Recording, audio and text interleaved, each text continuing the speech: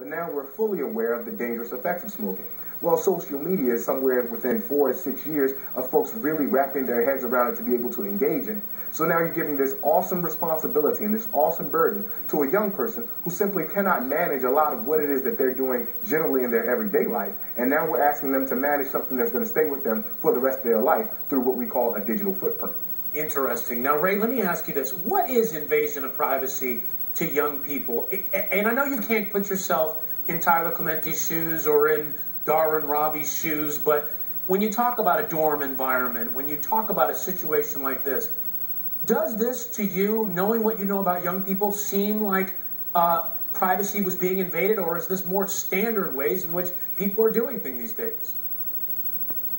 Speaking to the privacy piece, we look directly at what's happening with young people don't engage the fact that there is a question about privacy going on. But I tell you what's really interesting, Ryan. There is a piece about privacy to be had where young people who are sharing this, hyper-sharing or oversharing, even if we want to call it that, we find that they actually don't want people who they don't approve in their inner circle to be able to see. This could be anyone from parents to certain peers who may not be on the inside of the cool circle, or whatever it is that you see. You know, we're seeing that that's happening here. And so that's becoming problematic. So young people are kind of walking this interesting duality where they're saying, okay, I want to share so much of my life. I want to tell you that I'm going to the store. I want to tell you that I'm bringing company over my home. I want to tell you that you can see me on video. I want to show myself. However, if you're not a part of the accepted few, if I haven't accepted you as a friend, if I haven't volunteered or welcomed you into my social network of followers, if I'm not linked in with you or whatnot, then I don't really want you to go there. And then there's all of a sudden a very, very defensive space amongst young people who are asking for some sort of closure.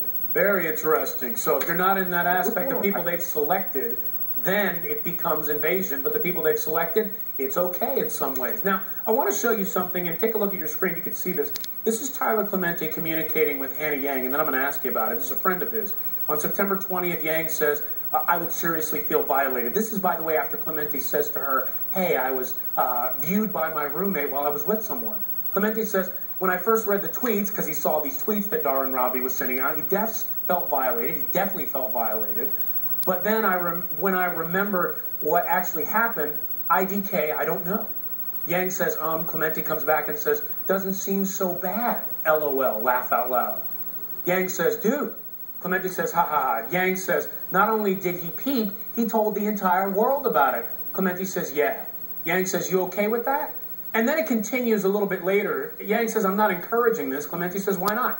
Yang says, because you said you don't feel violated anymore. Clementi laughs again and says, I don't know. I feel like I've tried to be nice to him and he hasn't. Yang says, yeah, it could be interpreted as a hate crime or the development of. And Clementi goes on and says, sort of laughs, a hate crime, LOL. Yang says, yeah, and then it goes on from there. He says, that would be so fun. White people never get hated. Hee hee. She laughs as well, says you're gay, and he says, yeah.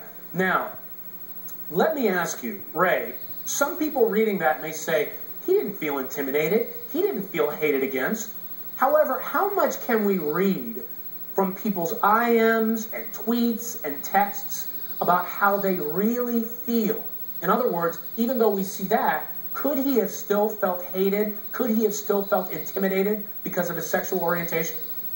Without a shadow of a doubt, Ryan, you're absolutely correct. He could still. So often, when we see, particularly with the Tyler Clementi case, whenever he posted on other sites, other message boards, things of the sort, he used a handle. So a lot of this could be posturing and grandiozing. And so we see that this happens because young people are terribly insecure. In that space of insecurity, they want to try to embolden themselves to show that they're comfortable with this. We see this with Tyler Clementi. It is 100% possible. He also felt the serious invasion of privacy, but even amongst his own friends, his trusted confidant, he didn't want to look weak or vulnerable. So in that space, he kind of laughs it off or plays it off. So Ray, then let me interrupt you, Ray. Let me jump in for a second. Then what about Darren Ravi, who sent out these tweets and comments saying, my roommate's making out with a dude, yay, I dare you to eye-chat me. Could we look at that and say that's not indicative of how Darren Ravi really felt about Tyler Clementi and his sexual orientation?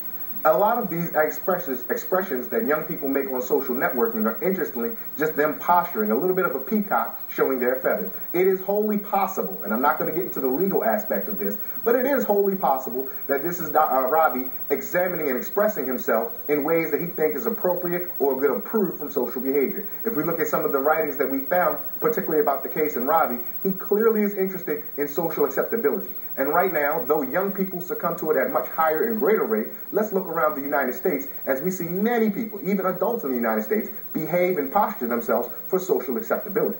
All right, Ray Baker, thank you so much. Thank you for helping us dive into that a little bit, try to figure that out. It'll be interesting to see how the jury views these communications.